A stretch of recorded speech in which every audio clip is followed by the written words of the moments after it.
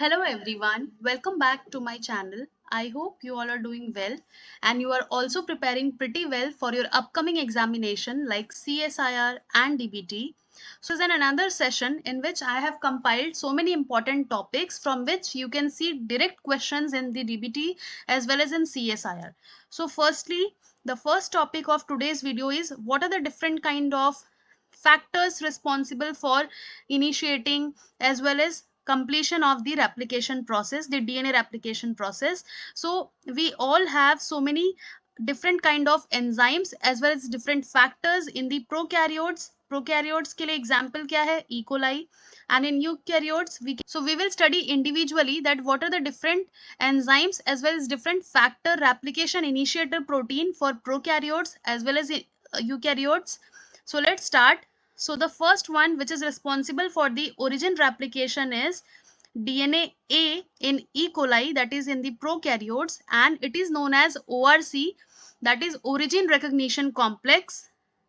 So it is ORC, it means origin recognition complex. So origin recognition complex is present in eukaryote, that is responsible for the origin replication, and its counterpart, its prokaryotic counterpart is DNA A. So initiator protein जो अलग अलग eukaryote और prokaryote में जाना जाता है वो है DNA A for prokaryotes and eukaryotes में क्या है ORC protein. Now to relieve positive supercoiling after at the action of helicase, यानी हेलिकेज के काम के बाद हेलिकेज अनवाइंडिंग करता है, सो उसके बाद में क्या हो जाता है, सुपर कॉइलिंग होता है. तो उसको रिमूव करने के लिए कौन सा एंजाइम रिस्पॉन्सिबल होता है? It is known as gyrase in E. coli, that is prokaryotes, and it is known as topoisomerase 1 and 2 in eukaryotes. And after that the DNA helicase enzyme, DNA helicase जो है वो DNA B काम करता है helicase का in prokaryotes, but in eukaryote ये काम होता है एमसीएम का. नाउ उसके बाद आता है हेलिकेज लोडर. सो हेलिकेज लोडर का काम कौन करता है? हेलिकेज लोडर का काम जो करता है वो करता है CDC6 as well as CDT1 in eukaryotes, and DNA C काम करता है as a helicase loader in prokaryotes. So you can see DNA A, DNA B, DNA C ये तीनों जो है वो prokaryote में काम करते हैं. And after that which of the following factor is responsible for maintaining the single stranded state? यानी जब DNA डबल स्ट्रैंडेड था हमने उसको क्या किया, सिंगल स्ट्रैंड कर दिया, डबल स्ट्रैंडेड से सिंगल स्ट्रैंडेड, तो वो वापस से क्या हो, रीएनिल होके डबल स्ट्रैंड ना हो पाए. इसे कौन चेक करता है?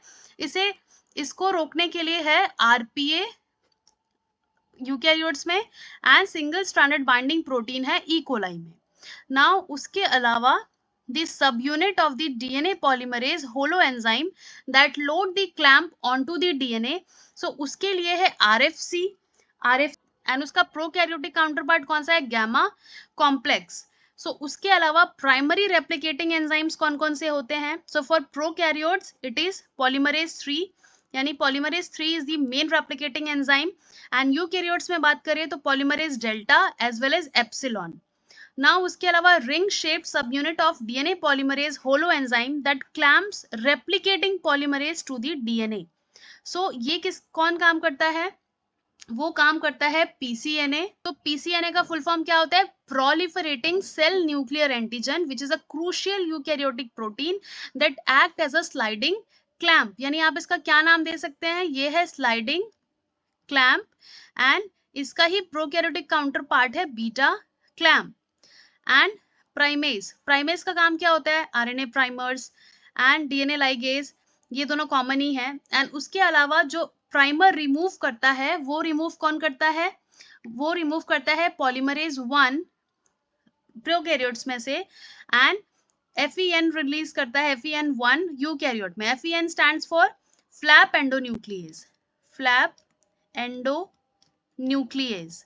सो ये जो है it is again a important factor for eukaryote for removing the RNA primers and processing the 5' end. So ये जो है इसमें से one question सो ये जो पूरा ही आपको दिख रहा है, इसमें 3 मार्क्स से लेके 6 मार्क्स, यानी कि 1 से 2 क्वेश्चन तो फिक्स है कि आपको रेप्लिकेशन के प्रोटीन्स जो हैं उस पे क्वेश्चंस आएगा ही आएगा. So you need to remember all these things, because अगर आप इसके CSIR की भी अगर बात करें तो CSIR के C सेक्शन के क्वेश्चंस को you will be able to decode when you know the function of each and every initiator protein as well as the replication का जो अदर प्रोटीन्स हैं, अदर एंजाइम्स है, उनका फंक्शन अगर आपको पता हो तभी जाके आप क्वेश्चन को डिकोड कर सकते हैं. So this is a very very important question. Now moving on to the next topic. So ये क्लोजर लुक है. प्राइमेज का काम कौन करता है इकोलाई में? It is DNA G and primase 1 and primase 2 काम करता है ये ईस्ट. ह्यूमन की बात करें तो it is the primase. Now DNA helicase की बात करें तो DNA B in E coli, MCM 2 to 7 complex जैसा कि मैंने अभी बताया, एंड ह्यूमंस में भी वही होता है. Now SSB is single stranded binding protein. And अगर हम लोग RPA की बात करें, सो RPA क्या होता है? RPA stands for replication protein A. So that act as a single stranded binding protein in yeast as well as in humans. Topoisomerase की बात करें तो topoisomerase 1 and gyrase act in the E. coli, that is prokaryote. And अगर हम लोग बात करें east and human की तो टोपोआइसोमेरेज 1 एंड 2 दोनों ही काम करते हैं. टोपोआइसोमेरेज 2 को ही गायरेज बोलते हैं इकोलाई में. So the DNA gyrase, which is a simply gyrase, is a bacterial enzyme belonging to the topoisomerase family. तो gyrase जो है, it is a type 2 isomerase that introduces negative supercoil into the closed circular DNA. So moving on to the next part. So now moving on to the next topic, that is the activities and function of DNA polymerases. So for prokaryotes, it is polymerase 1, polymerase 2, 3 and 4 and 5. And in eukaryote, it has so many subunits. So firstly, we will go from the polymerase 1 of the prokaryote. So basically, polymerase 1 has only one subunit and it is responsible for the RNA primer removal as well as DNA repair. So you should know about the function of each and every polymerase. So polymerase 1 जो है, it removes the RNA primers from the Okazaki fragment and also it fills the gap between them with the DNA. So contributing to DNA repair. यानी जो polymerase 1 है वो क्या करता है? It also fills the gaps को भी fill करने का काम करेगा, primer भी remove करेगा and also in the DNA repair. Now अगर हम लोग polymerase 2 की बात करें, so polymerase 2 is involved in DNA repair. So जो DNA polymerase 2 है, it is a backup enzyme which plays a role in the DNA repair. And उसके अलावा जो DNA polymerase 3 होता है, that is the main replicating enzyme. जो main replicating enzyme है हमारा, वो होता है DNA polymerase 3. So DNA polymerase 3 की बात करें, so it is the chromosome replicating enzyme and the main replicating enzyme responsible for synthesizing new DNA strand during replication. So important है. Now DNA polymerase 4. So DNA polymerase 4 जो है, it is responsible for the DNA repair.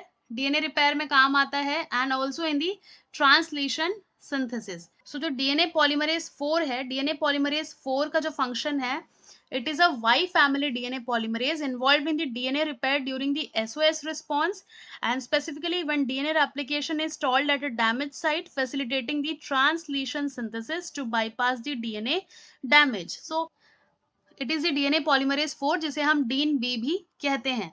So DIN-B भी नाम याद रख सकते हैं because it can also be asked कि अगर आपको directly पूछ दिया जाए कि DIN-B क्या है.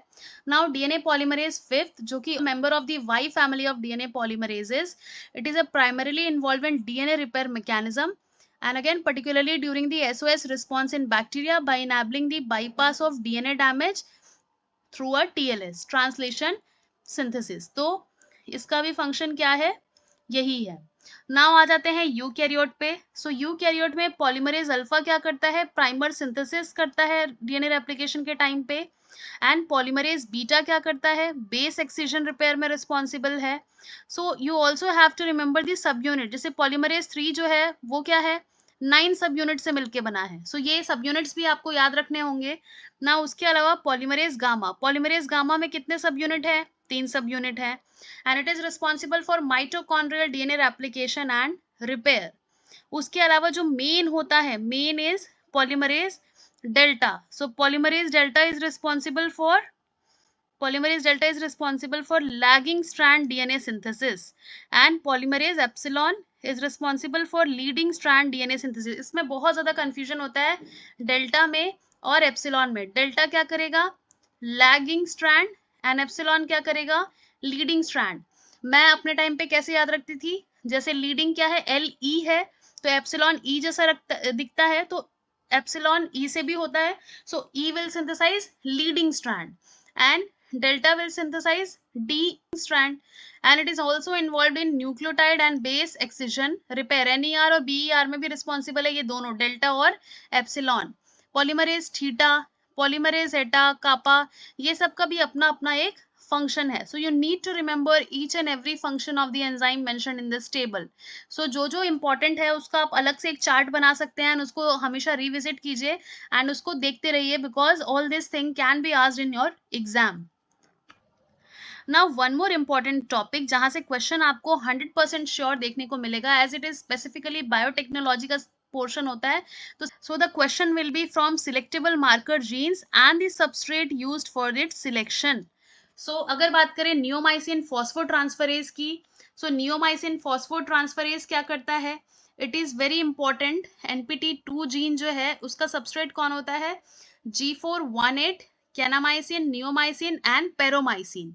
सो इसका फंक्शन क्या होता है, NPT2 gene encodes the neomycin phosphotransferase 2, that is NPT2, which is a widely used selectable marker in molecular biology as well as in genetic engineering, which confer resistance to aminoglycoside antibiotics like kanamycin and neomycin।